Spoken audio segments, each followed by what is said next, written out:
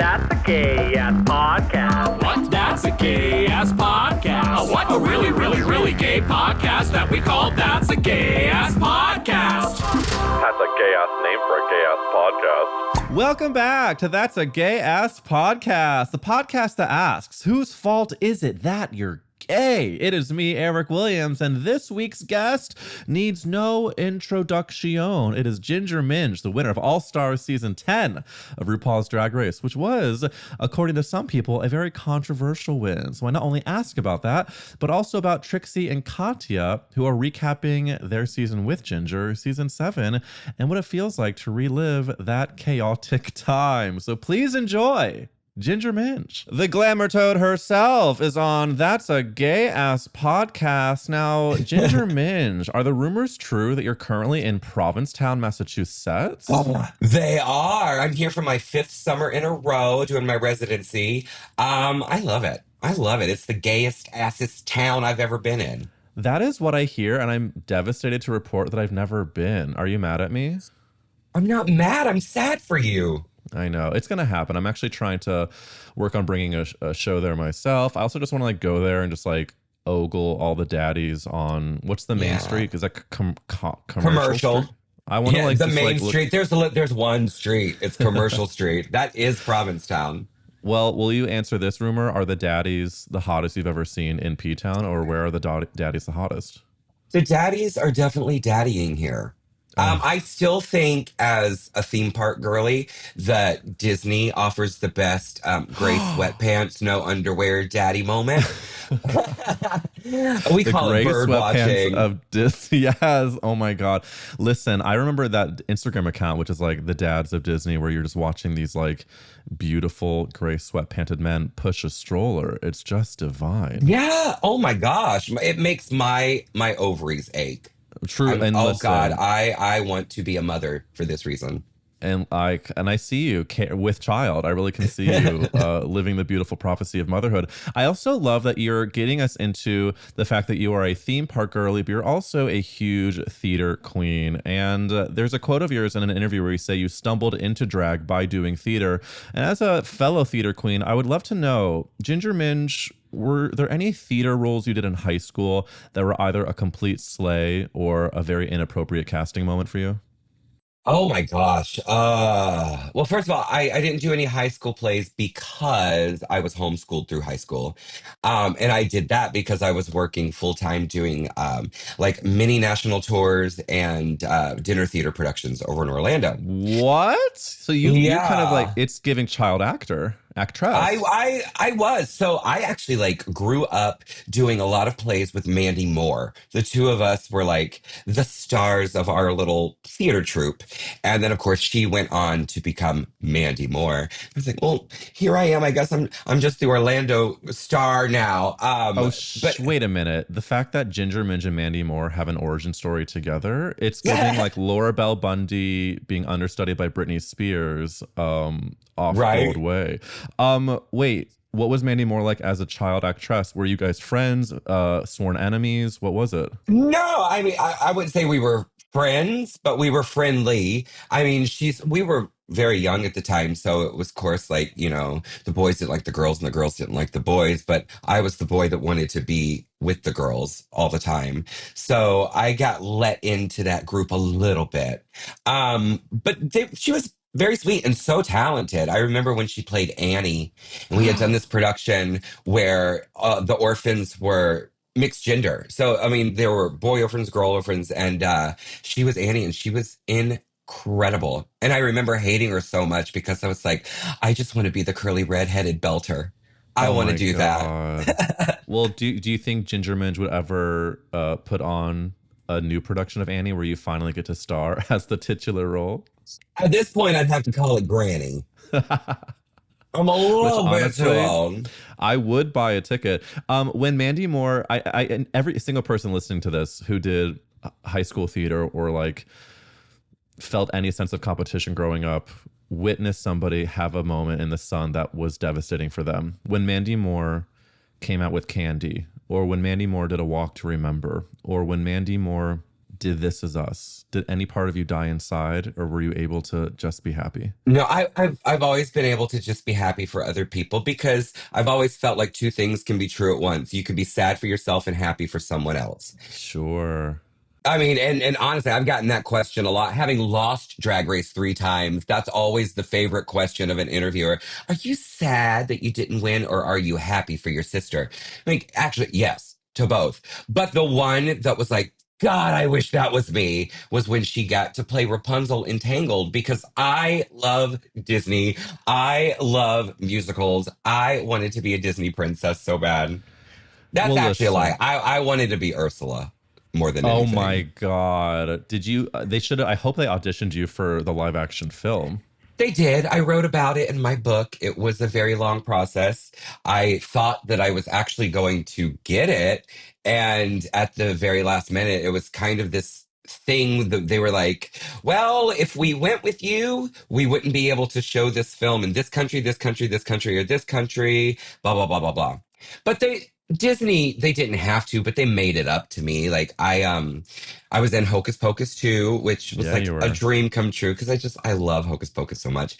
And then I got to voice the first and only drag queen animatronic for I'm sorry, I'm friends with. That's what we have to say. The first drag queen animatronic in a Disney park for the Zootopia ride in Shanghai. Holy shit. So, you know what? You actually are an international Disney girl, Little Mermaid or Well, otherwise. this is what proves. I'm gonna tell everybody out there right now. If you sit your little gay ass down, get out of your own way, and stop blocking your blessings, as my grandmother always said, eventually what is for you will come to you. And if you want to be this or that or whatever, there's not just one way to do it. Like if you want to be a drag race winner, well, it's not always going to happen in the way that you think that it might or that it's happened for other people. So you just create your own path and eventually you'll achieve it. Well, listen, Ginger Minj, if anybody can prove that some things happened the way that you did not plan them to, when you finally did win this recent season, which, by the way, congratulations, we are Thank going to get you. into the reaction, but I want to say a huge mazel tov and a little tease. I will be asking you a bit about that. But can you tell me, just to bring to life your grandmother, what did you call your grandmother? What was her name? She's Granny. Her name was Shirley Temple. Shirley Not Temple, that, of course. not that one. But Was her name actually Shirley Temple? it was Shirley Temple, and she looked like Snow White when she was younger. Like the really pale skin with the bright red cheeks, the bright red lips, and the little curly black hair that she always had Granny. like tied up. I mean, she was a beauty, and I honestly feel like nobody in my family ever had much of theatrical inkling. Nobody could sing or dance or act or any of that. But I feel like she probably did have the talent, but she just never shared it with the world. And she gave you that lesson to not, dim your light. And in a Mhm. way, she's probably performing through you, if we can be woo woo. Yeah, let's be woo woo. My grandmother was very that. She was so progressive to a fault in a time where that was really looked down upon, especially by, lower middle class white women. And was this in Florida, or where was Granny? It was in Florida. It was in North Sure. Florida. And in Florida, Oh, we yeah. always say, like, the further north you go, the further south you actually are. Is that real? That's true. That's what we say. I mean, she was maybe an hour and a half from the Florida Georgia line.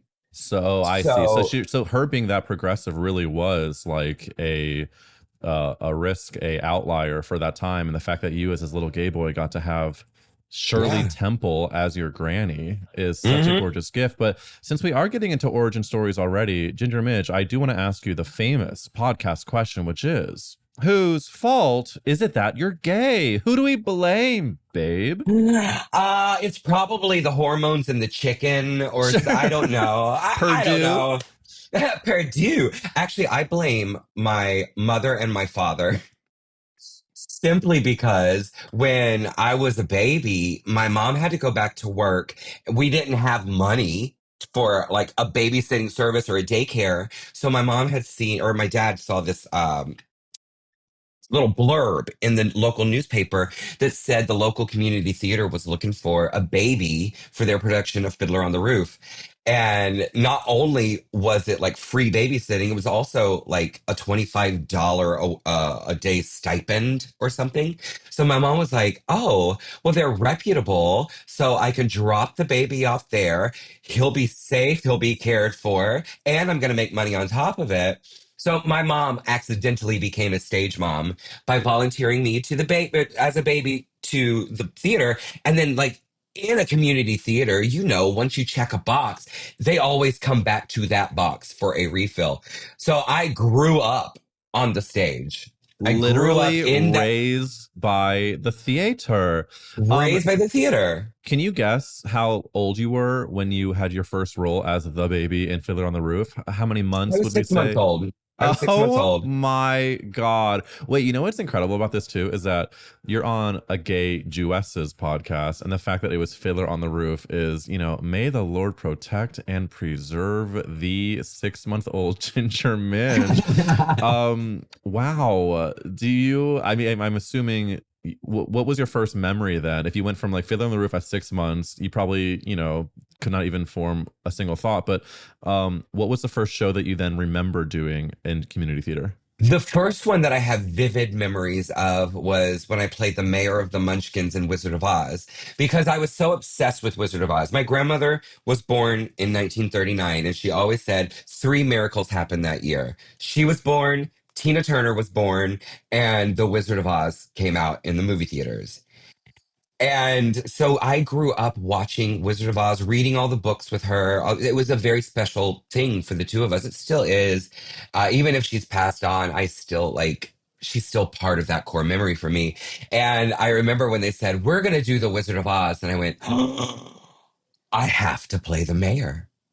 Mandy Moore be damned. I am going to be Moore be damned. The redheaded belter this time. And I was. And I remember just my grandmother sitting there every single night because she would drive me back and forth, just singing along in the audience as mayor of the Munchkins.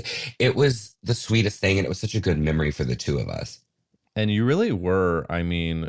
If you had been born into a straight body, you still would have been the gayest straight person ever, because the fact that you're putting a Fiddler on the Roof, Wizard of Oz, you're growing up alongside Mandy Moore, you're Shirley Temple grandmother. It's all so gay coded.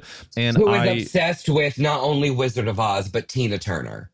Exactly. And so she not only gave you the faggy tendencies, but also taste. And I also want to give you a bit of a brag for myself, which is that so we're recording this on a Monday. So by the time this episode comes out, I will have seen The Wizard of Oz at the Sphere in Las Vegas. I'm going on Friday. I am so jealous. I want to see it. And there is drama about that. There is drama. So the reason why I'm going is because my husband is very obsessed with Wizard of Oz. I'm sitting next to, no joke, 2 ruby slipper, expensive replicas that are in our bedroom in a glass case. I've got them. I have those as well. Sure. I understand. Have you ever made love to a person and then they had to ask why there are glittery slippers feet away from where they're being penetrated? No. But I have been asked if they could wear them. Oh, and my response is, no, those are not for wearing. Those are for looking. Those are for display, honey. Yeah, no, ours are fully for display. But Matt booked our trip with a friend of ours to Vegas to go see it. We're seeing the second showing that they're showing. And I said to him the other day, I was like, are you still excited to go despite all of the controversy? Because there are people that are angry online about the AI of it all, that they've shortened it by 30 minutes. But he's like, no, he's just excited because it's like a 4D experience. They're going to fucking we're going to be in the tornado, bitch. Yes, and the thing about it is, if you had shown the original movie in its original form at the Sphere, it's going to be so blown out, you're not going to be able to see anything. There's no definition. You have to build the world, and I could understand maybe if they were saying like Star Wars, this is the new version of the movie, and this is the only one we're going to acknowledge. Right. It's not. It lives in the sphere for a limited amount of time, and that's the only place it's ever going to be. Exactly. And I'm excited to experience it not only in the sphere, but also with a mushroom chocolate at 11 a.m. That's going to be, I'm I so can't proud of wait. you. Thank you. I can't wait to feel like I'm one of the flying monkeys. Apparently, there's going to be drones for the flying monkeys. Apparently, it's just like, I cannot wait to feel like I'm in another world, partly because I'm under the influence of psilocybin. Yeah, well, I mean, it's Oz. I feel like you have to be a little bit. Thank you. It's the elixir. Have I don't fucking know. I'm trying to another reference. drink. There we go. My dog beauty.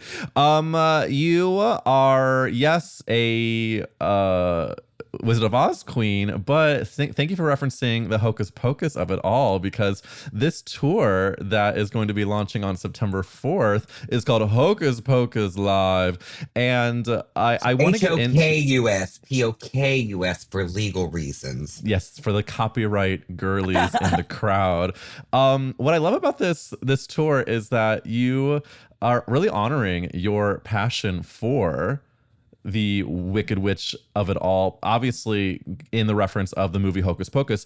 You being a part of the second Hocus Pocus with Bette Midler, she has given you her blessing. I mean, she loves your work. So before I get into the actual Hocus Pocus of it all, in Bette Midler's honor, I want to ask, how do you feel about bathhouses? Uh, I've never been to a bathhouse before. I never have. I don't know. I have a lot of social anxiety unless I'm in drag. Oh, that's Um, interesting. I spent a lot of years being an undiagnosed autistic person, and now that I've been diagnosed, I'm learning what that's all about and how I can like overcome that and actually spend more time in public places as me. But I don't know. There was always something so overwhelming Yeah. about the thought of going to the bathhouse. Well, if I may Although ask, would you now I feel like I'm having my hot girl summer, so maybe I'll try it. Who knows? listen? I think it's never too late to have your first bathhouse experience. And I want to ask about the autism of it all, if you don't mind. Can you Let's just do tell, it. could you tell me how does it manifest if you're talking about social anxiety? How does Mhm. the way that you are influence your thoughts in drag versus out? What are your fears that you are told by your own thoughts out of drag, that you're like, is it that you're not enough in public, that you don't know what to say? Like what goes through your mind that gives you that fear out of drag in social settings? I have a hard time collecting my thoughts, and I don't like to be misconstrued in what I say. So Mm, I like to be able to be on stage or in a situation where I've curated the character to the point where it's almost scripted, even if it's not, where it's like, in the world of Ginger Minj, we hit these points, we talk about these things, we tell these kinds of jokes. Everything has maybe not been rehearsed, but okay, yes, it's been rehearsed. And I got dinged for that a lot on All Star 6 in particular, where I thought I was really sharing some really deep moments about myself. But because I had replayed that scenario so many times in my head, it came across as a little insincere or a little too well mm. rehearsed. And once I actually got diagnosed as autistic, I started learning what that was, why it was, and how I could remove that and just kind of be a little bit more in the moment. So even now, when I feel like I ramble a little bit too much or I can't fully piece my thoughts together immediately, I feel happier with the content because I feel like it's coming from a more sincere place, even if it's a little less easy to understand sometimes. Well, it sounds like you before enjoyed feeling the sense of control, because if you let loose that control, then you didn't trust what would come out of your mouth. But now that you're allowing yourself to sort of stream of consciousness be more organic, you Yeah. actually are realizing that, as woo as it is, like you are enough without the rehearsal, which Yeah, I well, think. and my granny always said, like, she's like, you never know, you can never truly see yourself until you see yourself through somebody else's eyes. I mean, she talked in quotes like Dolly Parton, shit that they stitch on pillows at the Cracker Barrel. So when she said that, I never knew what it meant until I was on season 7. And it was the Mm. first time that I had seen myself reflected back at me through somebody else's perspective. And it was hurtful. It was really hurtful, but not in the sense that like there were people who didn't like me or whatever. It was hurtful in the sense that I felt like nobody understood me.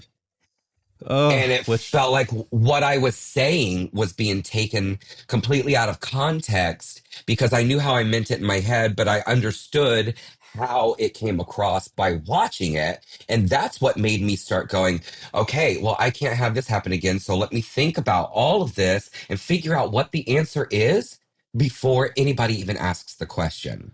listen, it makes a lot of sense. I think when you grow up also as a gay person trying to feel safe, you try to guess what everybody's going to say. And so I think that we try to again have a control over how we're being perceived or what we're saying. And while this might sound like a right turn, I promise it connects, but I took a few weeks off of smoking weed because I realized I was like using it to cover Hmm. my own feelings and thoughts, and it was just like really comfortable and I fucking love it. And then the 3 weeks I stopped smoking weed, all of these wretched feelings about myself came up, and I realized that I was just like hiding from my own Yeah. anxieties about myself. And once I like really listened to them, I could hear that they're not true, but they're so Yeah. strong from like what I Oh was my told as a God. kid. And so I think Oh that my God. That makes so much sense because I used to drink a lot. A lot, like way too much. I'm definitely an alcoholic and I've learned that in the time since. But that was also part of the job, right? Where you get drunk, you sell the liquor at the bar, and the more money they make on that, the more money you make, and the better you're going to be, the more bookings you're going to get, blah, blah, blah, blah, blah. So drinking became a part of my everyday work life. It became a part of who I was. And I loved the way that it dulled all of my thoughts and opinions on myself. And I felt like I could just be free to be an asshole and funny and sassy and whatever. And then when I stopped drinking because I knew I had to, it had come to the point where it was like, you're either going to give this up or you're going to die yeah. and or ruin everything. And it was the same thing. I remember those first couple of shows having to go out there sober and not thinking I could do it and not getting through it. And now I can't imagine how I ever got through doing a show so drunk before Hmm. or so out of my mind. Because I'm like, it takes so much concentration to get through these things and to, get everything working together in tandem. But yeah, it was hard. And you start sitting there with all of your own thoughts and opinions about yourself What and you were have to those? What figure out. what my like I think it's sometimes fun to categorize what our fucked up thoughts are as a way of like pointing out that they are not our own thoughts but the other people's thoughts. My thoughts were you are too much, you're cringy, or of course my thoughts still can be this way. So the thoughts that come in, you're too much, cringy, full of yourself, like unsuccessful, no value. What would you say when you first stopped drinking were the loudest mean thoughts that you were hearing? Mine were definitely, you're not enough. Yeah. You'll never be enough. Yeah. And you have no value. Yeah. Yeah. Which I is felt like, like I felt like an imposter. yeah. For sure. Which I is, felt like, well, and because I also like stumbled into drag through theater, the lip syncing never was a part. Like in my head, I was like, I feel like such a sham right now, just sitting here and moving my mouth around to other people's songs. I'm not a dancer. It took me a long time to realize that, oh, a lip sync is just acting. yeah. So Oh, yeah. all I have to do, and I think that that's why a lot of people don't understand why I've won as many lip syncs as I have, but it's because I know how to tell a story. Yeah. And to the sense where I don't have to do splits and kicks and flips as much as I like watching those. They're not something that I'm physically capable of doing. So in my wheelhouse, I know that I'm a great actor, so I can act these songs. And once I found that out, I felt like a little bit less of a fraud in the mainstream drag world. I mean, I'm talking before Drag Race even was a thing. Yeah. But I would also like I was afraid to show up and just sing live, even though that's what I had always done. And then once I started taking the risk and like, oh, I'm doing 3 numbers tonight, so maybe my last one will be a live song. Most people will be gone by then anyway. They started really showing up for that. And to the point where it morphed into a Broadway brunch on Sunday. And then Broadway brunch turned into Show Tune Sundays, where we ended up doing it all day long into a piano bar at night. So it was another one of those don't block the blessing moments, where it's like, get out of Absolutely. your own way, bitch, and just trust yourself. Well, I And think that's that's been partly hard. it sounds like you're doing the work though, because I think that it's one thing to do that for yourself. It's another thing to then agree to go back on Drag Race, which has a very, we'll say, opinionated fandom. And then to go from that to doing this residency in P-Town, the Hocus Pocus tour. I mean, for anybody who doesn't know, it's doing 22 US cities. It's doing a New York's Town Hall, Lincoln Theater in DC. We're actually adding 10 more cities because it's been doing so well before we've even See, opened. Ginger. Yeah, I'm so It's excited about it. I'm so fucking happy for you because people don't realize the amount of work, just I think logistically, that goes into producing your own stuff like this, but then also emotionally to put yourself out there. And for people who have yet to buy tickets, you've got Jujubee with you, Saphira Crystal, Dragula Champ, Landon Cider. I mean, and clearly you're going to be singing your tits off on this tour. Yes. Were you? Well, actually, let me do this question. As we're picturing you with Jujubee has been on how many seasons of Drag Race? Like a lot. I mean, She did 4 seasons of Drag Race plus 1 season of Queen of the Universe. So she's so technically competed more than I have. yeah. So and and Saphira Crystal, I know, is like just made such a huge impact just from her one season. Mhm. But I just want to know, you get out of drag after a show. What American chain restaurant are you all kikiing out after? Do you know, I love a Perkins. I love a Perkins so much because they have muffins and their muffins are huge. Their muffins look like me when I take off my Mm. corset. Just a Oh. beautiful little muffin top. Um, I don't know. If I had my druthers, it would be a Perkins, but I feel like there's not many of those left now. And I feel like the only place that's ever kind of open when we're done with drag is a Denny's or a Waffle House. And unless you live about 5 minutes away from a Waffle House, you're not going to make it from point A to point B. So by default, I will say Denny's. I do love a Denny's. There's something about a diner that, I mean, talk about smoking weed. I like if I have an edible or smoke some weed and then I'm sitting in front of a chocolate milkshake at a diner, you've never seen a happier me. Well, like, where else can you get stuffed French toast, a T-bone steak, lasagna, or a chicken skillet? Like, the Literally. menu is so all over the place, but I kind of love that because that's how I approach drag. Is like, I like a little bit of this, I like a little bit of that, and throw it all together and see what's on the menu. And then what the actual product is a winning goddamn queen. So let's get into the drag race of it all. There has been obviously a lot of controversy with your win. In fact, someone on Reddit said, "I truly feel that Ginger Minj is one of the greatest talents and simultaneously one of the most discredited queens by the fandom at large." Why do you think that is? Um, I truly believe that okay, first of all, before we even get into me and about this, I think that with everything going on politically right now, this is something safe to rage about because there aren't really any Oh. stakes to it. Nothing's going to change the fact that I won ever. At the end of the day, it's RuPaul's Drag Race, and RuPaul decided that I won and she crowned me. So that makes me as legitimate a winner as anybody else. So there's no way to really discredit that. But I also feel like it's just something that, you can be get your gay ass all riled up about Mhm. um, because there are no stakes or consequences. I think that's really a good point. There's so many keyboard warriors that I think feel entitled to saying heinous shit on the internet. And I think that when it comes to Drag Race, that might be part of the reason why they're like, it's quote unquote only drag, which is why maybe they think that they're allowed to say whatever they want. Obviously, you are a real person with real feelings having to read these things. But I think that is a smart explanation for why people can get so opinionated and so personal with it.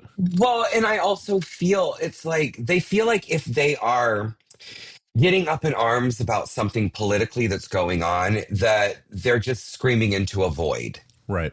And their voice isn't heard. But when it's a smaller demographic of people who are already like-minded, maybe not sharing the same opinions, but sharing the same love for this one very niche thing, I think they feel like the more of a stink they raise, the more attention they might get from it. And I get it. I totally get it. And hey, they're passionate, and those thousands and thousands of views and comments and engagement has driven everything through the roof for me over the last month and a half. So I've been making money off of them saying terrible shit to me. So I was prepared for it. Having been on the losing side of it 3 times before, I knew that no matter who won or who lost, people were going to have opinions and they were going to be up in arms over it. They always are, particularly over All Stars. And if they want to say, oh, no, this is different. No, this is the way you feel this time. But I remember last year when Angeria won, there was half of the people that were happy that she won, half of the people that were mad that Roxy didn't. The year before that, we had Jimbo win. And people were like, oh, it was rigged for Jimbo from the beginning. No, it wasn't. She deserved to win. But then you have Jinx. Jinx, who is the queen of all queens and has this incredible career and is one of the most talented people I've ever met in my life. You still had people say, oh, she didn't deserve it. So once I had sat through those, I went, it doesn't matter. I could literally walk on water and cure diseases as my talent show, and they'd go, I still don't think she should have won. So I knew it. I knew it, and I was fine. I was prepared for it, especially when the promo dropped. And this is when I knew that people had already created the narrative of what they wanted. And they were like, oh, she's clearly going to win. And it's clearly going to be rigged for her. This is before the first moment had ever aired of me on All Stars 10. Even knowing in their minds that in the past, RuPaul has never had an issue putting me in the bottom, making me lip sync for my life, or sending me home. Ever. Ever. There were many times that these same people who now are saying I was favored or it was rigged for me have in the past, and I know because I've looked at y'all's comments histories, have said, oh my God, what does Ginger have to do? Murder somebody to get attention on this show? Like, she's being overlooked so many times. So it felt like they had already decided, okay, this is what's going to happen. They created the narrative, and then they found things to kind of back that up throughout the season. Even though for me in person, it was the opposite. It was completely the opposite. In person, it felt like I was fighting every single moment to get any kind of recognition. It felt like every challenge that we did, I had already done and done well at in the past. So it felt like I had to be bigger and better than I had ever been just for them to acknowledge me. Well, I hope that makes you feel so then hard earned when you did get that win, because I think that the work that you have done, and when we go back to the whole talk about sobriety and the horrible thoughts that we tell ourselves, if you had not done that work, you probably would have read a lot of these comments, believed them, and said, they are right, I have no value, I blah, blah, blah, blah, blah. But because you've done the work and you also did the emotional research to know that people are going to discredit you no matter what, you can say, they are saying what they are saying. My truth is my truth, and I'm not less of a person because of the hate that I'm getting. In fact, there's on the opposite side of it, there's so much love. I mean, Trixie and Katya are actually rewatching season 7. And speaking of sort of your history on the show, with Trixie and Katya rewatching season 7, they say they want to do a season 7 redo. Would you be down for that? Oh my God. I don't know. I don't know. I would love a reunion, to be honest. I love those girls. I was just talking to somebody about this earlier. The logo days were such a lawless land. It was amazing. I mean, the budget was so small, nothing was union at that point. So, you're shooting anywhere from 14 to 18 hours a day, sometimes 6 days a week. And there's very few PAs, very few producers, very few cameramen, anything. It was so shoestring budget. And they were doing their best to make it work. But you literally have like 14 drag queens who were doing this thing, this amazing thing for the first time in their life. So we would just wander off and start like stealing pieces of the workroom or stealing things from Untucked or like all stealing light bulbs off of the main stage when people weren't looking. It was so much fun. It felt like summer camp. Yeah. And now, of course, it's gotten so much bigger and everything is, well, not everything, but a lot more things, excuse me, are union now. So there's a lot more babysitters, there's a lot more rules, and there's always a camera somewhere. So, like, even when you're sneaking out to smoke, you still got cameras all around you. So you can't have as much fun as we had on season 7. So you want a reunion to really go and live through the old summer camp days of season 7. I would love that. And the thing about it is, season 7 was so different from any of the other seasons when it aired. And people did not like it when it aired because everything was so new. We had Ross and Carson for the first time. We didn't have Oh. Santino. A lot of the different challenge formats were introduced that season. The new Untucked was introduced that season. So everybody was like, whoa, whoa, whoa, whoa, whoa. All these things that I have fallen in love with for the last 6 years is now totally different, and I hate it. Now you look back and you go, oh, season 7 was the turning point. That was the Uh-huh. jumping off point for all of the things that we now hold near and dear about this show. They all stem from season 7. So it's aged like a fine wine. And I think it would be really interesting to have all of us sit down and discuss what that experience was actually like, because just watching the little snippets that you get during the season, it makes it look like we were at each other's throats a lot more than we were. Yeah. I remember sitting around in Untucked halfway through, and I got Mrs. Kasha Davis. She goes, this is going to be the most boring Untucked ever. Like this whole season of Untucked is going to be so boring because all of us are just getting along and we're just laughing and drinking and having a good time. And then I don't remember who it was, but somebody said, "Oh no, girl, they're going to edit this to make it look like we're actually not having a good time." And we're all like, "No, they could never. I mean, this is awesome." And then we watch it and we're like, "Oh." Oh, Oh, they but did. like those moments happened, but they were so few and far between that that wasn't really the experience.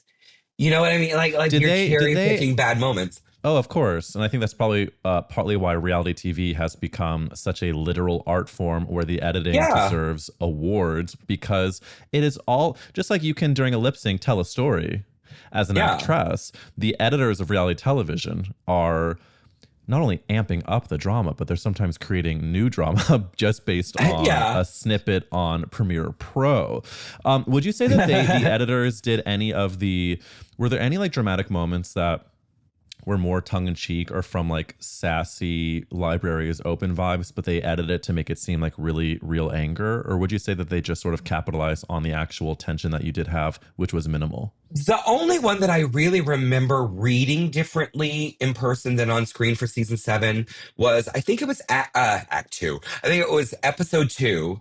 And we're sitting there. Oh, it was episode 1. We were sewing those awful naked look things, the cover ups. Yes.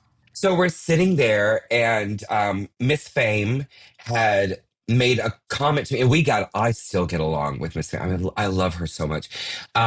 She had made a comment about, well, Ginger, I know that like sewing's not really in your wheelhouse.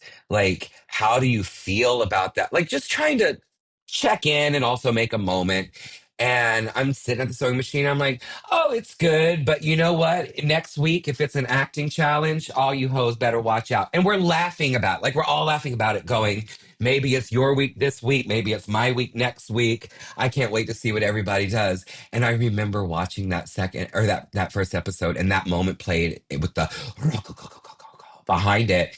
And it made that moment just kind of look like out of nowhere I was coming for those girls. And I knew then. I was like, oh, okay. That fucking I see where this is rattlesnake going. sound effect, the weight that she carries. Uh-huh. It's partly the geniusness of that show. I mean, it's again. I love there's a clip in it's the Conjoined Queens episode, that Untucked, when I'm talking outside during the smoke break to Sasha Bell and they're shooting over my shoulder so you can't see my face. You can hear that they've clearly cut together 3 words to make one sentence. Instead of saying me too, bitch, it goes me too, bitch. I thought it was hilarious because the fans clocked it and tagged me in it. And I was like, Me too, bitch. me too, bitch. So I'll still say that to my husband sometimes. He's like, me too, bitch. Oh, I'm still in that too. So I love it. It's TV. It's fun. It's so fun. And I just think that the way that you have been able to come on the show so many times and then just survived, you are a survivor. I think like I know that there are people listening right now that are like, well, I still think that it was rigged, or I still think all these things, but I think at the end of the day, no one can fault you for continuing to put yourself out on a very public platform in a way that is both vulnerable but also like show girly and theatrical. And you also have been really vulnerable too in public about your weight loss. I think it's been really interesting how you told People magazine, you said, I'm still plus size. And even at my goal weight, I will still be considered plus size. I like being that representation for people. I also think that giving this part of your life attention is really meaningful, because there was an episode on this podcast where Ben LaCreme and I discussed how people can be treated differently based on their weight. And so I'm curious for you, not only is talking about it publicly bringing attention to you in a way that again feels vulnerable, and second question is, have you felt a difference the way people treat you in one body versus another? Absolutely. To both of those. I feel like everything that I do is vulnerable because I'm an open book. And that comes from season 7, where the reception wasn't the warmest to me, but the people who saw me and like really saw me, they still ride hard for me a decade later. Trixie Mattel, she has always told me to my face, she's like, you may not ever have the biggest fan base, but bitch, you have the most loyal fan base I have ever seen. And yes, they're big and they keep growing in numbers, but when I won, I didn't have time to get like bogged down in the negativity, because I was getting thousands of messages immediately from people that are like, it's always nice to see the queen you're rooting for win, but there's something so personal about yours, because I have been on the ups and the downs and through the trenches with you for a decade. And every time I feel like I have to count myself out, you show up again, and I feel like I can keep showing up. So I have made it my goal for those people who see me and need me and identify with me to be as open and honest as possible. And a lot of people see that as a weakness. A lot of people see that as being annoying. A lot of people see it as being attention seeking. But if you see it that way, then it's not for you. It's just not meant for you. It's meant for those who need to see that and need to hear it. Yeah. Somebody on TikTok the other day commented how on this podcast, it can be good, but I talk too much and my abbreviations are like, so like I abbreviate a lot of words that should not be abbreviated. And for a second I was like, I could believe that and change everything that I do, or I can say that maybe this is not for you. And I think that you saying that right now, it's like really hitting me. It's like, it's okay like to not be for everyone. Like that's okay. Yeah. Well, that's why in the Golden Girls, every gays have their own. Yep. You're the Blanche, you're the Dorothy, you're the Sophia, you're the Rose. everybody would think that I'm the rose. And maybe I used to be because I wanted to be liked by everybody. And I always try to lead with kindness, even if it doesn't work out. But as I've gotten older, I've definitely turned into the Blanche. And not just because I'm at the height of my sexual prowess and I'm a Southern lady, but mostly because she is a kind person who understands her worth. And she also isn't afraid to go for what she wants, realizing that if it's meant for her, it's meant for her. And if it's not, it's not. And she's not everybody's cup of tea. So those are the life lessons that I have gathered by playing Blanche for the last 7 years in Golden Gals Live. And it really, like, I saw the parallels to my mother Mm. because down to the haircut and the bamboo earrings, I'm like, you always looked like Blanche Devereaux to me, but now I realize she really like was my mother. I'm just playing my mother. All of these values that people laugh at, they are very valuable. It's always so fun to see drag queens realize how they're doing their mothers in drag, because I think every gay boy especially feels parts of their Mhm. mother inside of them. Like, I know I am a Jewish mother in so many ways in my inside. And it's so cool to see you embrace yourself. And I am curious, with your fan base being so passionate, have they responded in any way with this new body that you're in? Has it felt like you have gotten just the same amount of support? Have there been any people feeling differently? How has that reaction been? To be honest with you, I haven't seen any negativity from my core fan base based around that because they all go to me and they're like, holy shit, like if you can do this, I can do it too because I've been so open about it. I'm not one of those girls that's like, oh no, just diet, exercise, and hard work. No, I'm like, it's a tool. It's a tool. And if you talk to your doctor, there is going to be a way for you to have a path to becoming a healthier version of yourself. And that's what I set out to do. It was never about losing the weight because I was always happy as a plus size girl. But to be like fully candid with you, the whole reason I went back to All Stars 10, they had called me to do things in the past, like since All Star 6, and I was like, I can't, I'm not in that space. I don't want to do it. I don't want to take the time, blah, blah, blah. Not realizing I was getting heavier and heavier and sicker and sicker. I was 340 pounds at 5'3" tall. My cholesterol was through the roof. My blood pressure, I was on 2 different medications for that. Horrible sleep apnea. So I was pushing myself to work all the time, not sleeping on top of it ever. Pre-diabetic.